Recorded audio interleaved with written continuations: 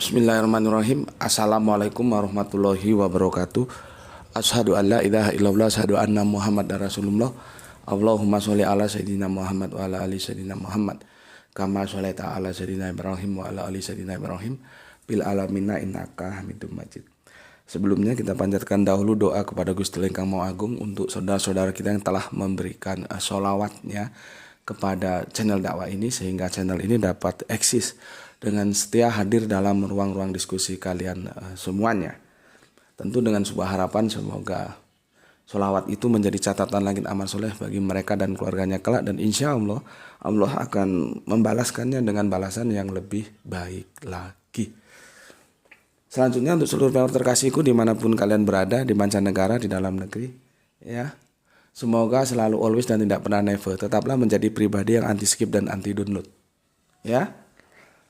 Bagi yang berkenan silakan saja di share, tapi linknya, ya, link. Jadi jangan diunduh, dipotong-potong nggak karuan lalu diunggah ulang, ya. Jadi intinya unduh mengunduh itu ndak aku izinkan lah, gitu ya, ndak aku izinkan. Berikutnya aku tidak bisa sebutkan satu persatu. Aku ucapkan terima kasih kepada kalian semua yang telah mendoakan kebaikan untukku. Semoga kebaikan doamu untukku Gusti Allah curahkan juga untukmu. Sebagai sesama saudara muslim, kita mendoakan kebaikan, dan insya Allah doa kita bagian doa-doa yang diijabai oleh Gusti Allah Lengkang Mau Agung. Amin amin ya rabbal alamin. Saya kurang sehat ini. Kemarin diguyur hujan 3 hari berturut-turut, akhirnya KO, ya. Oke.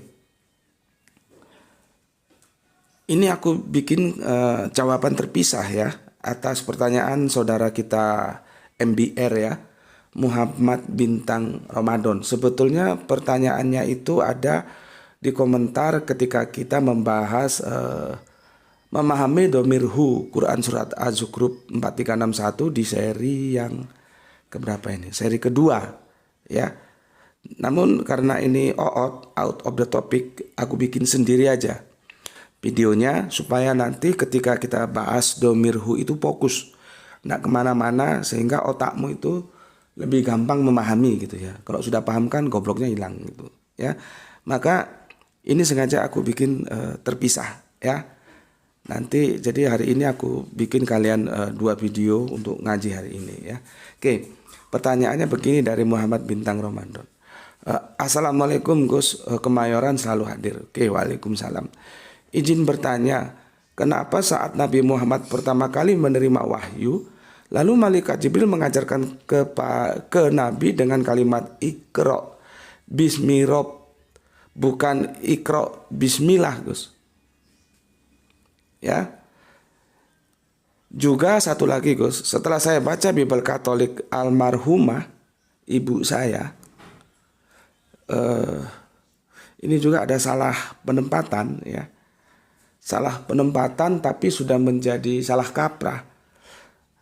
Istilah almarhum dan almarhumah itu sebetulnya spesifik untuk orang-orang yang beriman.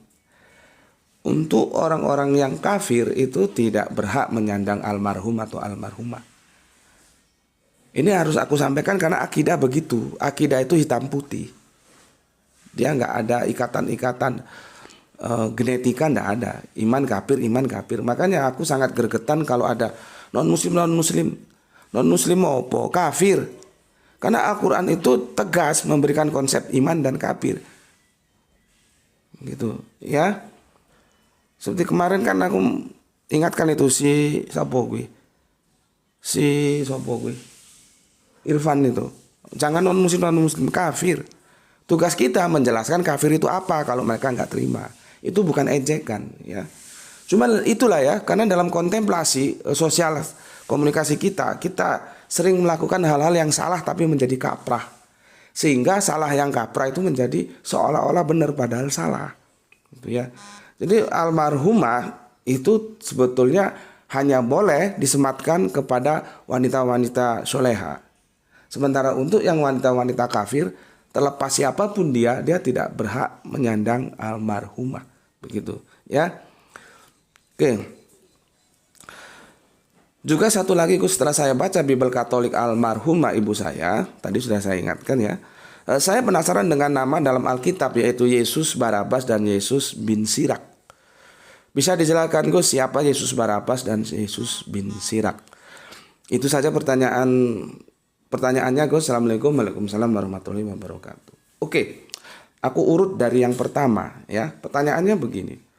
Kenapa saat Nabi Muhammad pertama kali menerima wahyu, lalu malaikat Jibril mengajarkan ke Nabi dengan kalimat Iqra Bismirab, ya, bukan Iqra Bismillah, Gus. Ini pertanyaannya, aku masih meraba.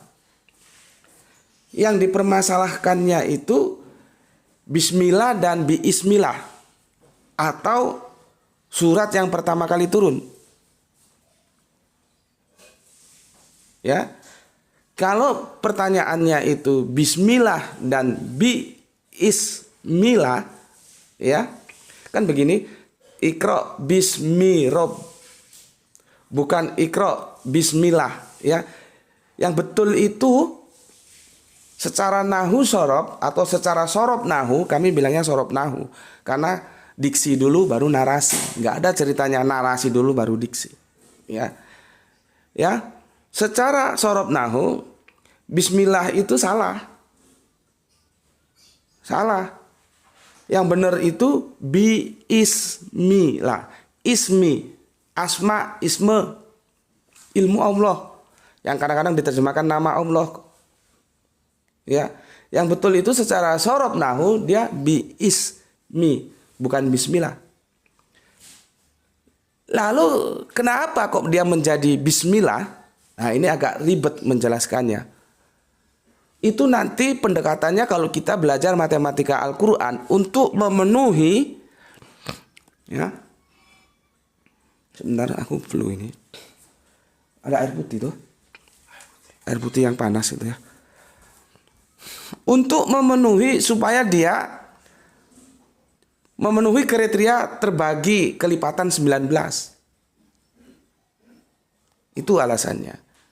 Sama dengan nanti aku lupa ayatnya, bastotan. Bastotan itu ada yang pakai to, ada yang pakai tak. Nanti kalian cari, aku nggak punya waktu mau cari ya. Bastotan itu seharusnya pakai to. Tapi di ayat lain dia pakai tak gini. Titik dua, bukan yang gini. Secara sorob nahu seharusnya pakai yang gini. Nah, bukan yang tak gini. Ya, oke. Apa hikmah yang kita ambil di sini? Maka kita bisa mengerti bahwa ilmu sorob nahu itu tidak boleh mengatur Al-Quran. Al-Quran itu absolut, dia tidak tunduk terhadap sorob nahu. Lalu apakah kita tidak perlu sorob nahu? Oh, sangat perlu. Tapi harus ingat, fungsi sorob nahu itu adalah membantu kita untuk memahami teks-teks dalam Al-Quran. Fungsinya dia hanya membantu, bukan menentukan. Karena apa? Sebelum ada sorob nahu, Al-Quran lebih dulu ada. Bagaimana sorob nahu mau menentukan Al-Quran? Nggak logik, rasionalitasnya nggak kena. Ya, jadi seperti Bismillah dan Biismillah itu tinjauannya nanti di pertarungan sorob nahu. Dari situ kita tahu bahwa Al-Quran itu sangat absolut, dia tidak tunduk terhadap sorob nahu. Sorob nahu itu kan ilmu yang digali oleh manusia berdasarkan pengamatan teks-teks Al-Quran. Baru hadirlah yang namanya sorob nahu, yang publik bilang nahu sorob itu. Ya, nah, itu nanti masalah kenapa Bismillah, kenapa Biismillah, itu sepertinya dulu sudah pernah aku jelaskan videonya apa lupa, aku cuman belum tuntas juga. Nanti aku tolong diingatkan ketika aku menjelaskan Nabi yang akan datang juga kan belum tuntas juga itu. Kadang-kadang seperti ini kan ada pertanyaan, nanti kalau tak biarkan dia terlalu lama menunggu, kasihan. Aku nggak enak sama Mas Norman Fadilah, dia sudah berkali-kali request, ya sudahlah, Nabi yang akan datang itu kita pending dulu. Kita jawab tentang Deuterokanonika. Nah, itu biasanya aku kelupaan gitu loh. Makanya nanti diingatkan bahwa Nabi yang akan datang itu belum finish. Begitu juga ini ya. Kalau arah pertanyaanmu ke sana seperti itu. Sesuatu yang bisa kita ambil, Al-Quran tidak tunduk terhadap ilmu sorob nahu.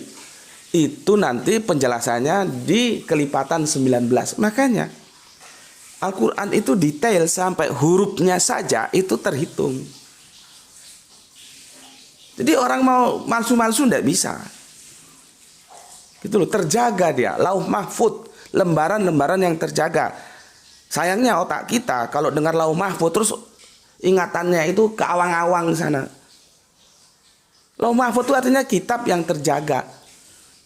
Atau lembaran, lauh itu lembaran. Lembaran-lembaran yang terjaga. Apapun namanya, kalau lembaran-lembaran itu terjaga, dia bisa disebut lauh mahfud. Itu secara linguistik. Maka kalau kamu punya SIM, punya sertifikat, itu bisa disebut lauh mahfud. Cuman karena kita membahas dalam pendekatan teologis, yang kita sebut lauh mahfud itu adalah catatan-catatan firman dari Gusti Allah Ingkang Maha Agung. Oke ya. Itu nanti tentang kelipatan 19 itu ruwet itu ya. Aku juga belum begitu menguasai. Dulu sama almarhum guru Al-Qur'anku Gus Yunus Hadi, aku dikasih bukunya, dan bukunya nggak umum. Bukunya bentuknya memanjang begini, nggak segi begini, dan itu hilang. Aduh, tak cari. Ini buku satu juga sudah hilang. Dan ini satu lagi aku mau mencatatkan pada kamu nanti hilang, nggak ketemu juga. Ya maklumlah, berserakan. Bukuku jadi nggak teradministrasi dengan bagus. Nanti kalau ketemu tuh ya tentang sirah Kanjeng Nabi ya, yang oleh Abdurrahman Puri itu nggak ketemu di mana. Ya, oke. Itu kalau yang kamu permasalahkan bismillah atau biismillah. Ya, oke. Namun kan pertanyaanmu ini juga bersayap. Maka aku bertanya, sejauh mana kamu yakin bahwa surat yang pertama kali turun itu adalah surat yang ke-96, yaitu Al-Alaq, segumpal darah. Ya, Iqra bismi rabbikal ladzi khalaq. Bacalah, Iqra, bacalah. Itu kalau Iqra kita pahami berasal dari qiraah.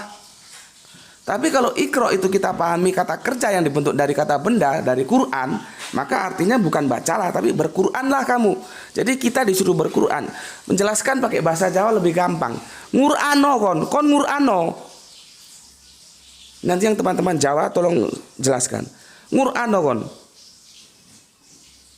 Jadi supaya dalam kehidupanmu itu kamu mengaplikasikan Al-Quran. Itu maksudnya. Kalau diksi Iqra itu diambil dari kata kerja yang dibentuk dari kata benda, yaitu Quran. Ini Quran ini. Maka kita Iqra itu berquranlah kamu. Atau ngurano kon. Gitu. Ya. Tetapi umum mengatakan Iqra itu dibentuk dari kata kerja qiraah.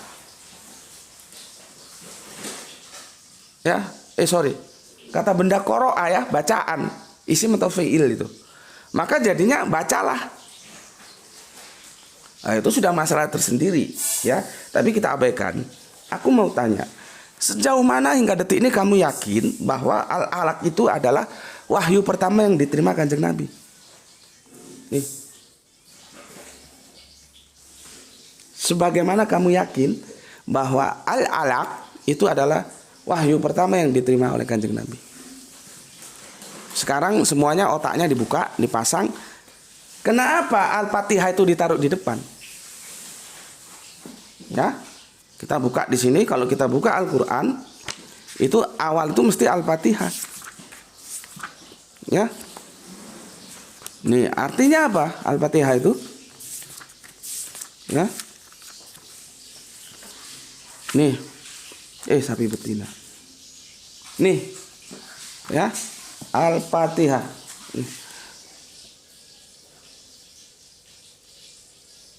Ini artinya apa? Pembuka. Yang namanya pembuka itu dimanapun kita, segoblok apapun kita, tahu bahwa itu di awal. Bukan di kemudian. Bismillahirrahmanirrahim. Ya. Jadi surat Al-Fatihah itulah surat yang pertama kali diterima Kanjeng Nabi. Bukan Al-Alaq. Nah, seperti aku bilang tadi, Referensinya aku punya bukunya tapi aku cari nggak ketemu, nanti daripada aku hilang waktu carinya. Kamu beli bukunya tentang sirah Nabi yang disusun oleh Abdurrahman Puri yang itu menjadi juara. Itu ada di halaman depan itu, bahwa yang pertama kali turun itu adalah surat Al-Fatihah, dan dia seperti cahaya memisahkan di antara kegelapan dan kegelapan. Jadi bukan Al-Alaq. Cuma kan publik bilang Al-Alaq. Enggak. Artinya ketika Kanjeng Nabi berangkat ke Gua Hira, beliau sudah dibimbing oleh Al-Fatihah. Maka dia di depan, maka dikasih nama pembuka. Enggak mungkin dong. Rasionalitas kita menentang. Ya. Kalau pembuka itu turunnya belakangan. Ya, namanya pembuka itu mesti di depan. Bawa segoblok-gobloknya. Cuma kan orang enggak kritis di sini. Jadi surat pertama kali itu Al-Fatihah. Makanya disebutlah 7 ayat yang berulang-ulang. 7 yang berulang-ulang. Maka aku dalam kelompok Bismillah itu bagian dari Al-Fatihah. Tidak seperti di ayat-ayat lain, Bismillah itu fungsinya hanya sebagai pembuka surat. Kalau dalam Al-Fatihah dia fungsi ganda, sebagai pembuka dan sebagai awal dari surat. Yaitu ayat pertama itu Bismillah. Maka kalau aku sholat, aku selalu baca Bismillah. Kalau enggak kurang dong. Enggak 7 ayat. Kan informasinya kan 7 yang diulang-ulang gitu ya. Ini tentang Al-Fatihah sudah aku jelaskan. Jadi Al-Fatihah itu yang pertama kali diterima Kanjeng Nabi, bukan Al-Alaq. Makanya aku tanya, seberapa mungkin kamu masih yakin bahwa Al-Alaq itu surat yang pertama kali turun dan diterima Kanjeng Nabi? Maka historikal membantah itu. Oke. Berikutnya kamu tanya Yesus Barabas. Yesus Barabas. Sebelum ke sana aku tanya dulu. Bung Tomo itu bagi kita orang Indonesia siapa? Apakah dia pemberontak ataukah dia pahlawan? Karena lain sudut pandang, lain memberikan nilai. Bagi kita orang Indonesia, Bung Tomo itu pahlawan. Bagi bajingan Belanda, dia adalah pemberontak. Dulu istilahnya disebut ekstremis, melawan kekuasaan Belanda ketika menjajah Indonesia. Sama dengan Yesus Barabas, itu bukan bajingan, itu adalah pahlawan bagi Israel. Berusaha untuk melawan, memberontak. Jadi memberontak itu belum tentu jelek, karena dia aslinya memberontak artinya perlawanan. Melawan terhadap kekuasaan Romawi sebagai penjajah negerinya. Maka dia bagi orang Israel, dia pahlawan. Sama seperti yang ada di kanan kiri ketika Yesus disalib. Itu kan digelari penyamun itu. Itu pahlawan itu. Kok penyamun? Gimana sih? Catatan-catatan Injil kalau kita baca, maka kita harus ekstra hati-hati. Jadi Yesus Barabas itu orang baik bagi Israel, tapi duri dalam daging bagi Romawi. Dia pahlawan. Kan pada waktu ada di sidang mahkamah, ada kebiasaan. Makanya dari itu ya, nggak ada ceritanya penyalipan itu perspektifnya teologis untuk menebus dosa, itu nggak ada. Penyalipan itu perspektifnya politis. Baru dikapitalisasi oleh Paulus, dijadikan dogma keselamatan yang disebut soteriologi salib. Kalau kita lihat sejak awal ceritanya lah, nggak ada ceritanya itu disalib untuk menembus dosa. Karena itu lahir dari kedengkian Yahudi tengah itu kepada Kanjeng Nabi Isa. Maka dia dibuatlah sebuah fitnahan-fitnahan. Karena apa? Karena dengki. Baca aja itu perjanjian baru. Cuman kan kalian daplek kok dikasih tahu. Karena apa? Karena dengki. Kedengkian dari siapa? Orang-orang Yahudi yang sudah masuk dalam zona kenyamanan. Karena bagaimanapun Yesus itu semakin lama semakin banyak pengikutnya.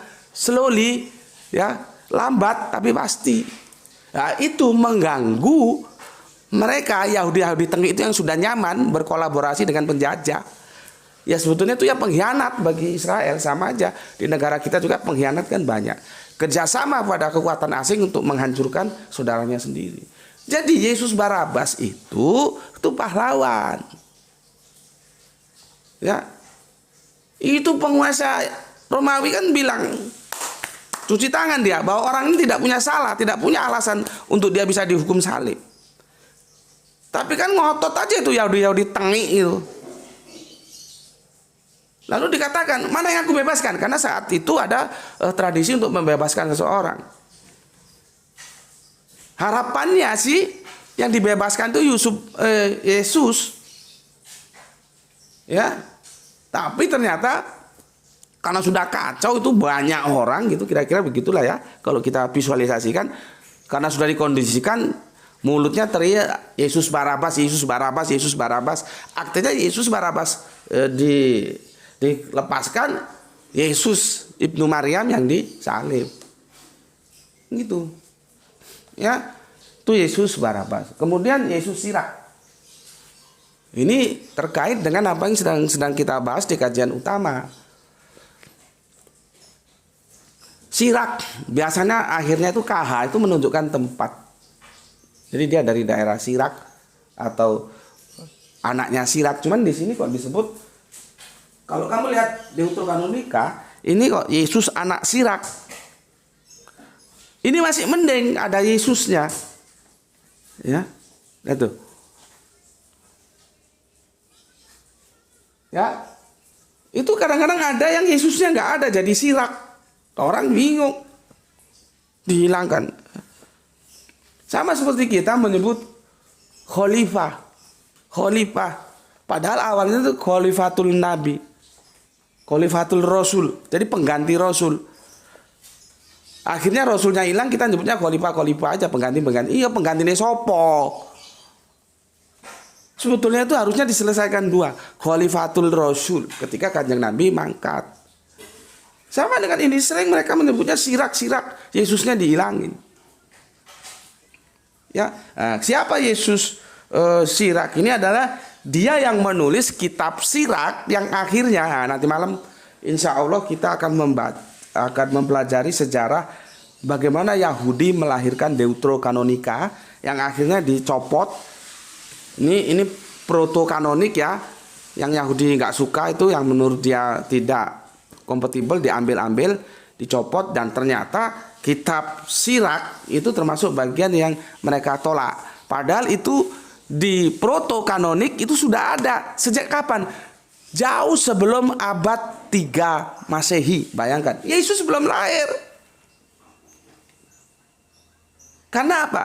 Tahun 3 Masehi, sebelum Masehi itu penerjemahannya Septuagint. Itu sudah ada, orang sudah diterjemahkan kok ke dalam edisi bahasa Yunani. Nah, itulah nanti kita akan selesaikan di kajian utama kita senja nanti ya. Tapi setidaknya sudah aku berikan gambaran bahwa Yesus Sirak adalah dia Yesus yang menyusun kitab Sirak dan akhirnya dikeluarkan dari protokanonik menjadi Deuterokanonika. Nih ya. Ini kitabnya Katolik nih. Ya. Oke. Yang menjadi pertanyaan itu begini. Ya. Apakah ketika Yesus lahir itu sama bundanya dikasih nama Yesus? Kok enggak sih ya? Jadi seandainya Yesus itu hadir di depan kita dan kita panggil Yesus, dia tidak akan menoleh karena nama dia bukan Yesus. Itu pengaruh dialek. Nah, yang jadi masalah, namanya Yesus kok sudah banyak gitu loh. Ada Yesus Barabas, ada Yesus Sirak. Berdasarkan data historis, nama Muhammad itu tidak ada di habitat sosial kultural Arab. Nggak ono. Setelah Bapak Abdullah menikah dengan Bunda, siapa tuh ibu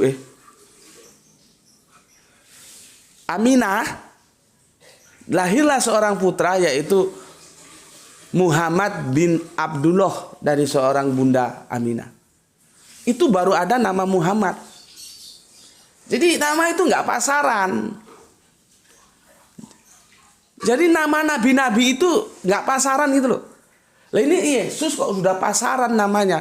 Ada Yesus Barabas, ada Yesus Sirak. Itu kan menjadi pertanyaan. Apakah benar namanya itu Yesus? Aku bilang enggak. Ya. Karena para nabi-nabi termasuk Musa juga, kita dengar baca Alkitab Perjanjian Lama, Musa itu ya cuma Musa yang satu itu. Ya. Jadi Gusti Allah itu sudah menjaga, dari nama saja itu sudah dijaga.